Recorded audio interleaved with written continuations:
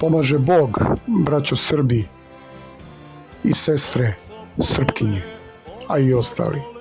Ništa lepše kad se za praznike, i to najradosnije, vratiš u zavičaj kod svog đeda, da bi proslavio najsrećniji, naš srpski, jedino srpski praznik, Božić.